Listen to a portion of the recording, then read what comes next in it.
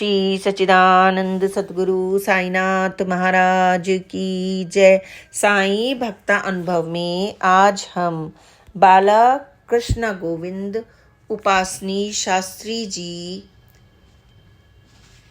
सुपुत्र गोविंद गोपाल उपासनी शास्त्री, ब्राह्मण, आयु 69 वर्ष, सेवानिवृत्त, संस्कृत के प्रोफेसर, सानी वरपेट, पूना की कथा को सुनेंगे।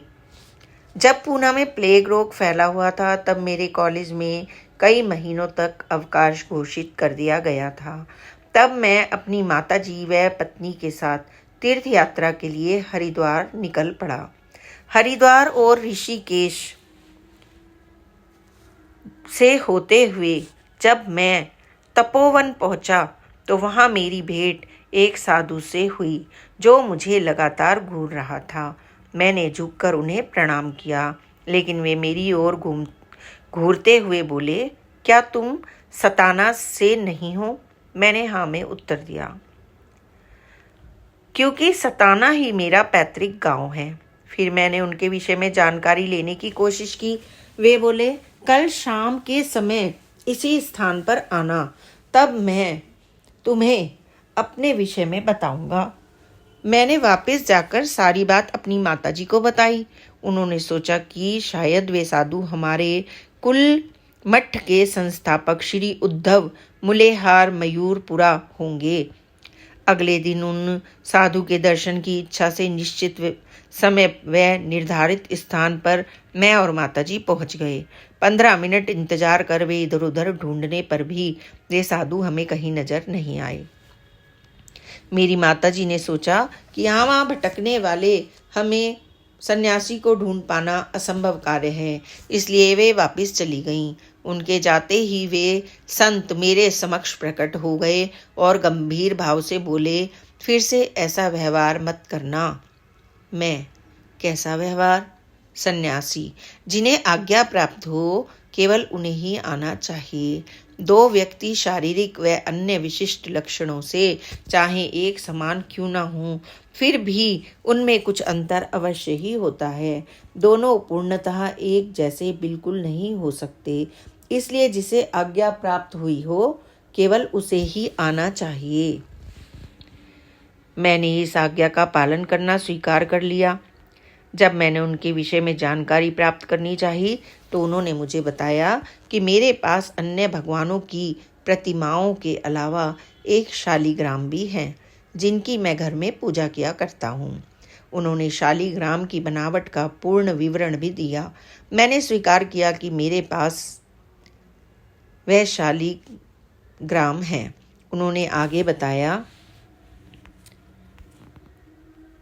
कि उन्होंने ही वह शालिग्राम उद्धव महाराज को दिया था, जिनके पौत्र से वह शालिग्राम मेरे दादाजी को प्राप्त हुआ था और वह कई पीढ़ियों से हमारे पूर्वजों के पास ही रहा है और मैं आज भी उसकी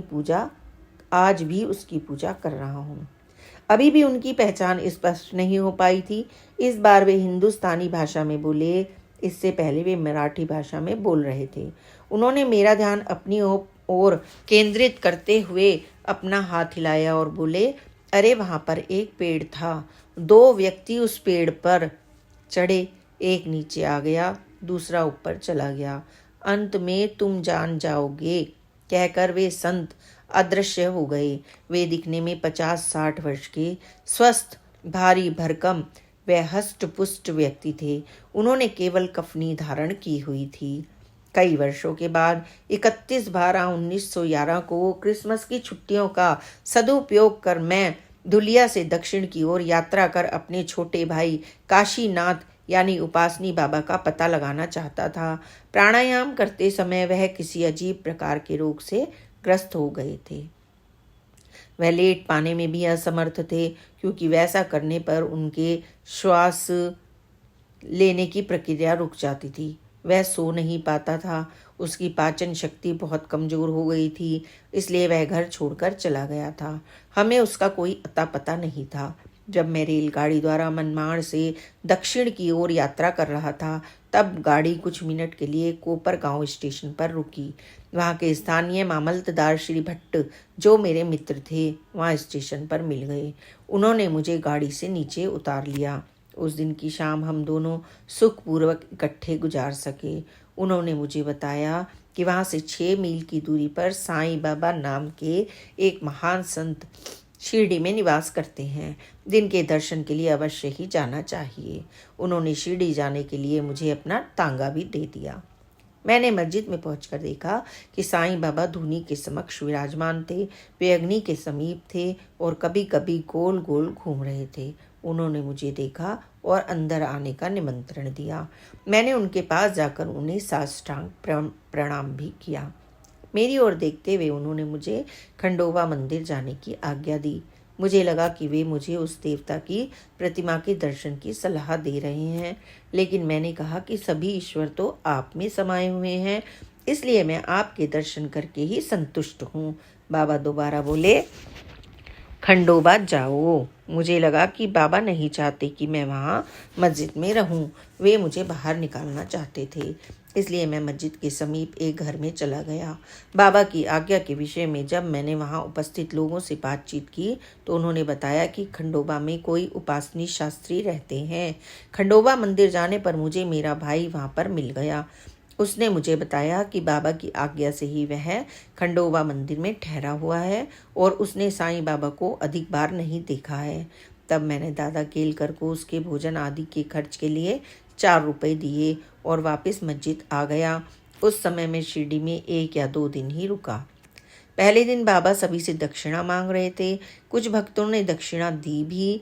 उन्होंने मेरी तरफ अपनी हथेली बढ़ाई और दक्षिणा की मांग की। मैंने प्रणाम करते हुए कहा कि मेरे पास देने के लिए कुछ नहीं है। इस अवसर पर साईं बाबा ने हिंदुस्तानी भाषा में वही शब्द दोहराए जो तपोवन में उस सन्यासी ने बोले थे। अरे वहाँ एक पेड़ था, 2 व्यक्ति उस पेड़ पर चढ़े, एक नीचे आ गया, दूसरा ऊपर चला गया। मुझे उसी क्षण तपोवन के उस सन्यासी की याद आई, जिनकी शारीरिक बनावट साईं बाबा से काफ़ी मिलती जुलती थी। हालांकि दोनों के पहनावे में अंतर था। साईं बाबा कफनी के साथ सिर पर एक पटका भी बांधते थे। साईं बाबा ने अपनी कुछ पुरानी यादों के विषय में बताया। उन्होंने बताया कि वे उस युद्ध में भी थे जिसमें रानी झांसी ने भाग लिया था। तब वे सेना में थे। दूसरे दिन उन्होंने मुझसे दोबारा दक्षिणा मांगी। मैंने यह कहकर कि मेरे पास तो केवल रेलवे टिकट के किराए के ही पैसे बचे हैं, उनसे क्षमा मांग ली। फिर बाबा ने मुझसे मेरी जेब में पड़ी चांदी की घड़ी को दक्षिणा के रूप में मांगा। मैंने अनचाहे मन से हिचकिचाते हुए पैसों का नुकसान हो गया ऐसा विचार करते हुए बाबा को अपनी चांदी की घड़ी दे दी। बाबा ने घड़ी को हाथ में लेते ही उसे पास बैठे एक फकीर को सौंप दिया। यह जानते हुए कि घड़ी देने में मुझे नुकसान हुआ है, बाबा ने मुझसे कहा, ऐसा करने से तुम लुट नहीं जाओगे। मैं बोला, हाँ, वास्तव में मैंने कुछ नहीं दिया।